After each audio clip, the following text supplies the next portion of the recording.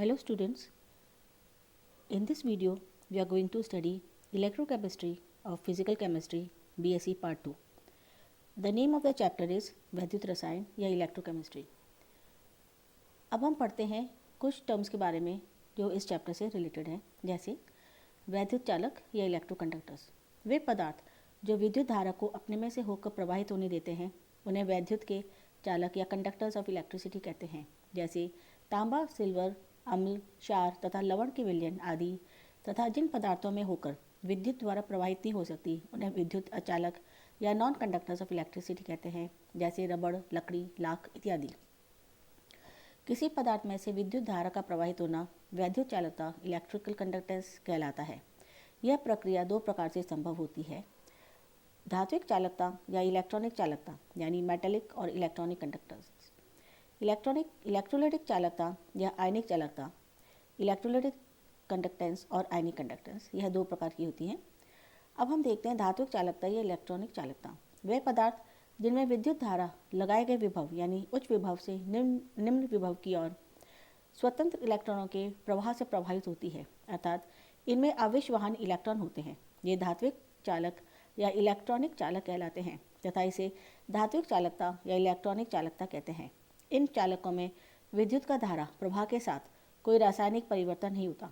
उदाहरणार्थ धातु, चांदी, तांबा, मिश्र धातुएं यानी एलॉयज, ग्रेफाइट, कुछ ठोस लवण जैसे कैडमियम सल्फाइड और कॉपर सल्फाइड आदि।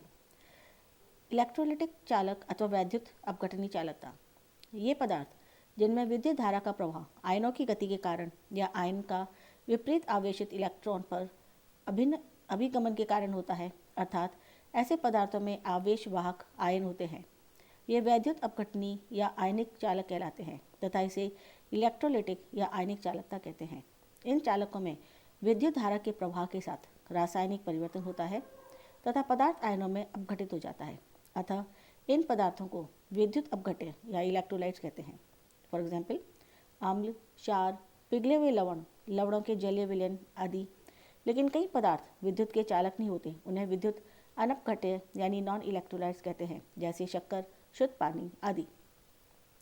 लेकिन कुछ पदार्थ ऐसे भी हैं जिनमें विद्युत धारा का प्रवाह अंशतः इलेक्ट्रॉनिक तथा अंशतः आयनिक होता है। ऐसे पदार्थ मिश्रित चालक यानी मिक्स कंडक्टर्स कहलाते हैं। उदाहरणतः पिघला हुआ क्यूप्रस क्लोराइड, द्रव अमोनिया में सोडियम विलयन आदि। अब हम इलेक्ट्रॉनिक के विद्युत अपघटनी चालक में अंतर देखते हैं। तो जो इलेक्ट्रॉनिक चालक है वह उसमें विद्युत धारा का प्रवाह इलेक्ट्रॉन द्वारा होता है। विद्युत अपघटनी चालक में विद्युत धारा का प्रवाह आयनों द्वारा होता है। इलेक्ट्रॉनिक चालक में इलेक्ट्रॉन ऋणात्मक सिरे से धनात्मक सिरे की ओर गमन करते हैं, जबकि विद्युत अपघटनी चालक में आयन अपने विपरीत आवेशित इलेक्ट्रोड्स की तरफ गमन करते हैं। इलेक्ट्रॉनिक चालक इलेक्ट्रॉनों को प्रवाह के दौरान उन चालकों के एक संगठन में कोई परिवर्तन नहीं होता है, लेकिन विद्युत अपघटनी चालक में इन चालकों में आयन विपरीत आवेशित इलेक्ट्रोडों पर जाकर नए उत्पाद बनाता है। परिणाम स्वरूप विलयन के संगठन में परिवर्तन होता है। इलेक्ट्रॉनिक चालक में पदार्थ का परिवहन नहीं होता है। इन चालकों में यानी विद्युत अपघटनी चालक में पदार्थ का परिवहन होता है। इलेक्ट्रॉनिक चालक में जो चालकता होती है वो ताप बढ़ाने से घटती है, जबकि विद्युत अपघटनी चालक में चालकता ताप बढ़ाने पर बढ़ती है, क्योंकि विद्युत अपघट्य आयतन की मात्रा बढ़ती है, आयनन की मात्रा बढ़ती है, साथ ही आयनों की गति भी बढ़ती है। यानी जब हम ताप बढ़ाते हैं तो आयनाइजेशन बढ़ता है और आयनाइजेशन बढ़ने के साथ साथ हम देखते हैं कि आयन्स की काइनेटिक एनर्जी बढ़ती है, तो आयनों की गति भी बढ़ती है, अर्थात उनकी कंडक्टेंस भी बढ़ जाती है। अब हम आते हैं आयनिक विलयन में विद्युत धारा का प्रवाह या वैद्युत अपघटन यानी electrical current in ionic solution और इलेक्ट्रोलिसिस। वैद्युत अपघट्य के रासायनिक परिवर्तन के साथ विद्युत धारा के चालन के प्रक्रम को वैद्युत अपघटन या इलेक्ट्रोलिसिस कहते हैं। फैराडे के वैद्युत अपघटन के नियम, Faraday's law of electrolysis. Faraday ने कई प्रयोगों के बाद 1834 में विद्युत धारा द्वारा विद्युत अपघटनों के अध्ययन के बारे में कुछ नियम प्रतिपादित किए। ये नियम उनके नाम से हैं, जिसमें विद्युत अपघटन में विद्युत अपघट्य विलयन में प्रवाहित होने वाले विद्युत की मात्रा तथा इलेक्ट्रोड पर निक्षेपित होने वाली धातु अथवा अन्य पदार्थ की मात्रा के बीच एक मात्रात्मक संबंध स्थापित करता है। फैराडे के निष्कर्ष को निम्न 2 नियमों द्वारा प्रतिपादित करते हैं, जो इस प्रकार है। फैराडे का प्रथम नियम, विद्युत अपघट्य में किसी इलेक्ट्रोड, कैथोड अथवा एनोड पर मुक्त होने वाले पदार्थ की मात्रा विलयन में प्रवाहित होने वाले विद्युत की मात्रा के समानुपाती होती है। माना कि Q विद्युत प्रवाहित करने पर इलेक्ट्रोड पर W ग्राम पदार्थ मुक्त होता है अथवा घुलता है, यानी W is directly proportional to Q और Q is equal to I into T। विद्युत की मात्रा बराबर है विद्युत धारा की मात्रा इंटू समय, अतः W is directly proportional to I into T। यहाँ I इज इक्वल टू विलयन में प्रवाहित होने वाली विद्युत धारा एम्पियर में और T इज इक्वल टू समय सेकंड में, अतः W is equal to ZIT। यहाँ पे Z है कांस्टेंट, प्रोपोर्शनलिटी कांस्टेंट। अब हम देखते हैं कि यहाँ जो Z है वो समानुपातिक स्थिरांक है जो एकत्रित हुए पदार्थ का विद्युत रासायनिक तुल्यांक यानी इलेक्ट्रोकेमिकल इक्विवेलेंट कहलाता है। I is equal to 1 ampere तथा T is equal to 1 second हो तो W is equal to Z। इससे स्पष्ट है कि विद्युत रासायनिक तुल्यांक Z पदार्थ के ग्रामों में वह मात्रा है जो 1 एम्पियर विद्युत धारा को 1 सेकंड तक या 1 कूलम विद्युत आवेश विलयन में प्रवाहित किए जाने पर इलेक्ट्रोड्स पर मुक्त होती है। इसकी इकाई ग्राम प्रति कूलम है। फैराडे का दूसरा नियम विद्युत की समान मात्रा द्वारा विभिन्न इलेक्ट्रोडों पर मुक्त होने वाले पदार्थों की मात्राओं में आधारभूत संबंध प्रदर्शित करता है। इस नियम के अनुसार जब विद्युत धारा की समान मात्रा विभिन्न विद्युत अपघट्यों में प्रवाहित की जाती है तो इलेक्ट्रोडों पर मुक्त होने वाली भिन्न भिन्न पदार्थों की मात्राएं उन पदार्थों के रासायनिक तुल्यांकों यानी केमिकल इक्विवेलेंट्स के समानुपाती होती हैं। तो W is proportional to E and small w is upon E is equal to स्थिरांक। अब हम देखते हैं चित्र 5.1 के अनुसार उपकरण आयोजित कर उसमें विद्युत की समान मात्रा 1 कूलम प्रवाहित करते हैं, जिनमें क्रमशः डाइल्यूट H2SO4, कॉपर सल्फेट और सिल्वर नाइट्रेट वैद्युत अपघट्य के विलयन भरे हैं।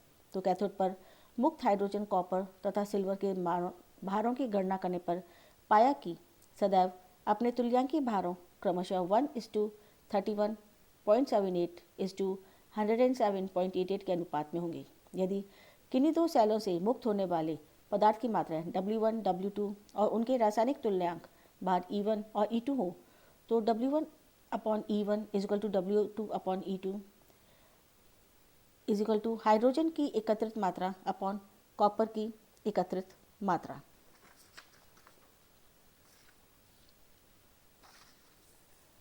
यानी हाइड्रोजन का तुल्यांक भार अपॉन कॉपर का तुल्यांक भार।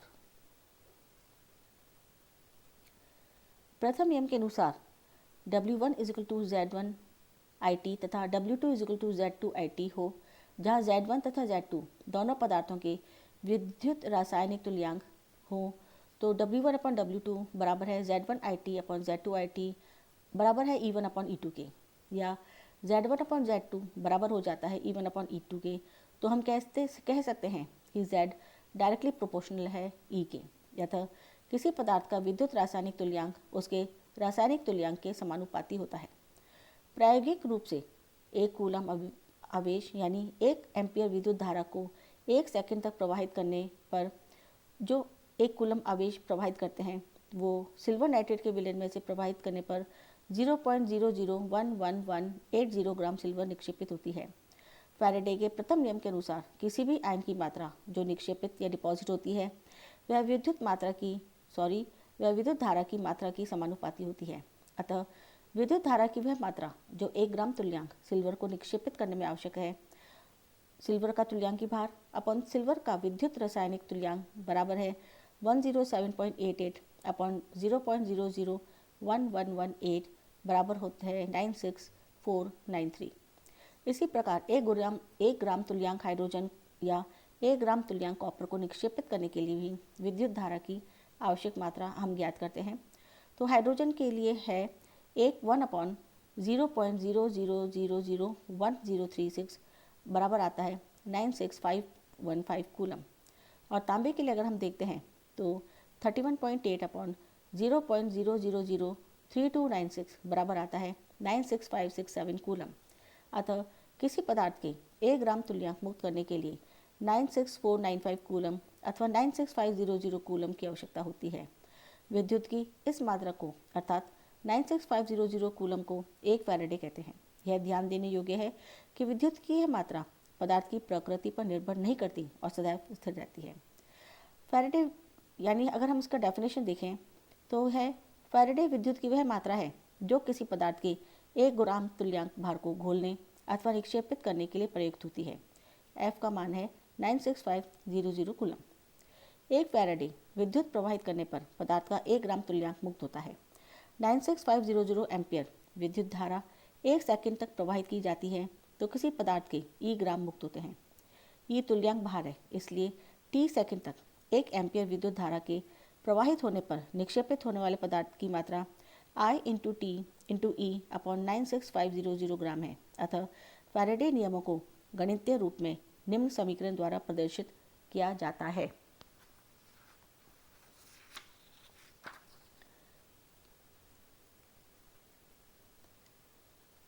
W equal to I into T into E upon F.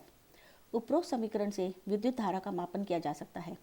इस कार्य के लिए जिस उपकरण का प्रयोग करते हैं उसे कूलोमीटर अथवा वोल्टामीटर कहते हैं। चित्र 5.1 में श्रेणी में व्यवस्थित विभिन्न वोल्टामीटर हैं। एक फैराडे आवेश वास्तव में 1 मोल इलेक्ट्रॉन्स पर आवेश के तुल्य होता है। 1 इलेक्ट्रॉन पर आवेश 1.66 into 10 raise to the power -19 coulomb होता है। अतः 1 मोल इलेक्ट्रॉन पर आवेश 1.66 into 10 raise to the power 19 into 6.023 into 10 raise to the power 23 बराबर हो जाता है 96500 कूलम के। अगर हम उदाहरण देखें तो एक केसीएल विलयन से 30 मिनट में 15 ग्राम क्लोरीन प्राप्त करने के लिए आवश्यक धारा की मात्रा एम्पियर में अगर हम ज्ञात करते हैं, हम जानते हैं क्लोरीन का परमाणु भार 32.5 है, अतः क्लोरीन का Z 35.5 अपॉन 96500 और T है 30 इंटू 60 यानी 1800 सेकेंड्स। तो W इज इक्वल टू 15 ग्राम। तो I की मात्रा हमें निकालनी है। समीकरण 1 के अनुसार W is equal to ZIT। So I बराबर हो जाता है W अपन ZT। तो I की मात्रा आती है 15 into 96500 upon 35.5 into 1800। So I की मात्रा हमें मिली 22.65 एम्पियर। अब अगर हम दूसरा उदाहरण देखें तो 0.5 धारा को अगर हम 30 मिनट तक कॉपर सल्फेट विलयन में प्रवाहित करते हैं तो 0.2964 ग्राम कॉपर निक्षेपित होता है। अतः इसके हिसाब से कॉपर के परमाणु भार का परिकलन करना है। अगर हम देखें तो प्रवाहित आवेश की मात्रा IT कूलम है जो कि बराबर है 0.5 इंटू 30 इंटू 60। तो रिजल्ट आता है 900 कूलम। माना कि कॉपर का तुल्यांकी भार E है, तो हम जानते हैं Z is equal to E upon 96500 और चूँकि W is equal to 0.2964 gram अतः W is equal to ZIT और 0.2964 is equal to E upon 96500 into 900। तो हम देखें E का भार आता है E का मान आता है 31.78। चूँकि परमाणु भार तुल्यांकी भार इंटू संयोजकता होता है तो मान हो जाता है 31.78 इक्वल टू 31.78 इंटू 2।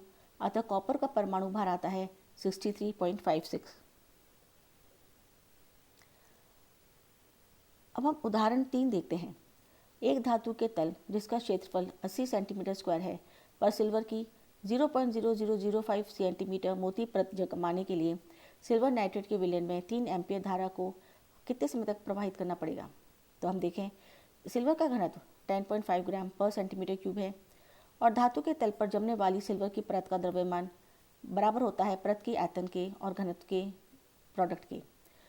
तो ये बराबर हुआ क्षेत्रफल इंटू मोटाई इंटू घनत्व बराबर हुआ 80 इंटू 0.005 इंटू 10.5 यानी 0.42। सो W बराबर है ZIT के। सो 0.42 बराबर हुआ 108 अपॉन 96500 इंटू 3 इंटू T। सो T का मान आया 0.42 इंटू 96500 अपॉन 108 इंटू 3 यानी टाइम आया 10125.09 सेकेंड। अब अगर हम चालकता देखें धात्विक चालकों की भांति विद्युत अपघटनी चालक या विद्युत अपघट्य भी ओम के नियम का पालन करते हैं।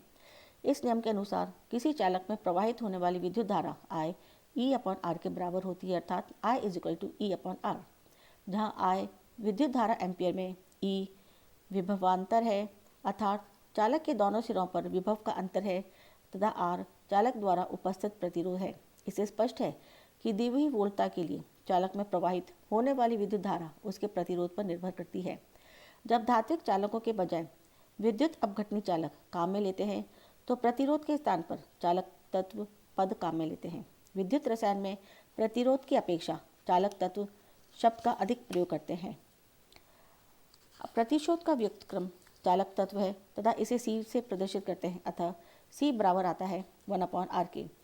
चालक तत्व विद्युत अपघट्य में विद्युत धारा प्रवाहित होने से सरलता बताती है, यानी विद्युत अपघट्य में विद्युत धारा प्रवाहित होने की सरलता कितनी आसानी से विद्युत धारा प्रवाहित हो सकती है वो बताती है कंडक्टेंस। चूँकि प्रतिरोध की इकाई ओम होती है, अतः चालकता की इकाई रेसिप्रोकल ओम या पर ओम होती है या मोज होती है। ऐसा ही मात्रक में चालकता को सीमेन से व्यक्त करते हैं। अब हम आते हैं विशिष्ट चालकता या विशिष्ट चालक तत्व की तरफ, स्पेसिफिक कंडक्टेंस और कंडक्टिविटी।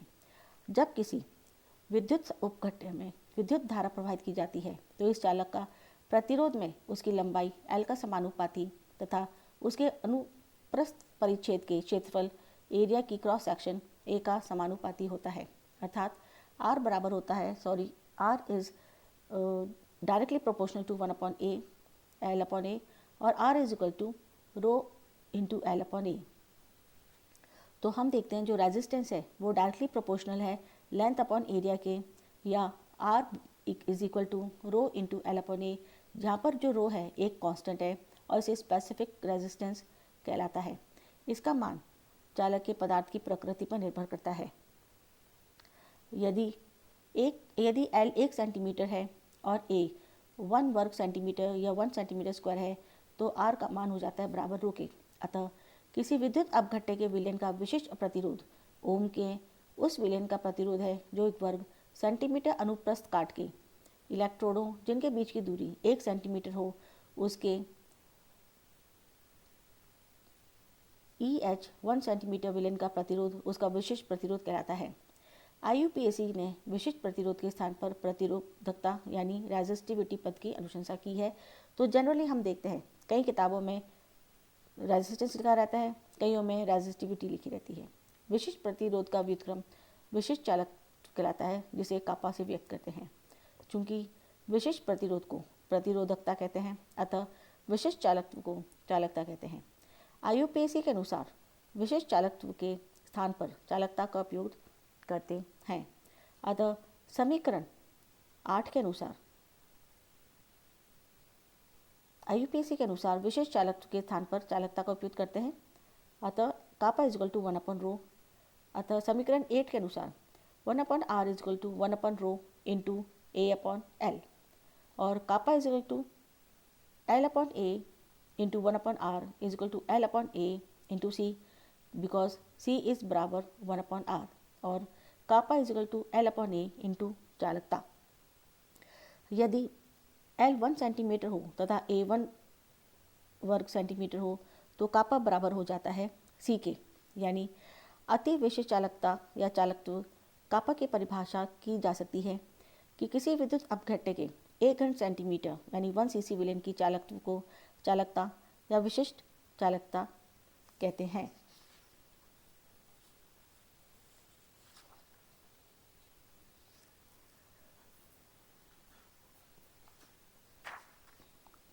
अर्थात 1 सेंटीमीटर दूर रखे हुए 1 वर्ग सेंटीमीटर अनुप्रस्थ काट के क्षेत्रफल वाले 2 इलेक्ट्रोडों के बीच रखे विलयन का जो चालक तत्व होता है वो चालकता कहलाती है। चूँकि चालकत्व को महज मोज या ओम पर ओम की लंबाई को सेंटीमीटर व क्षेत्रफल को सेंटीमीटर पर स्क्वायर में व्यक्त करते हैं, अतः कापा का मान हो जाता है centimetre upon centimetre square into मोज यानी मोज पर सेंटीमीटर, और ओम पर ओम सेंटीमीटर यानी पर ओम पर सेंटीमीटर या मोह पर सेंटीमीटर। इस प्रकार चालकता या विशिष्ट चालकत्व की इकाई चालकता या विशिष्ट चालकता की इकाई पर ओम पर सेंटीमीटर या मोह पर सेंटीमीटर होगी। ऐसा ही मात्रक में चालकता या विशिष्ट चालकत्व इकाई चालकत्व इकाई सीमेंस पर मीटर होगी, परंतु प्राय के को हम सीमेंस पर मीटर में व्यक्त किया जाता है। That's all for today. Thank you.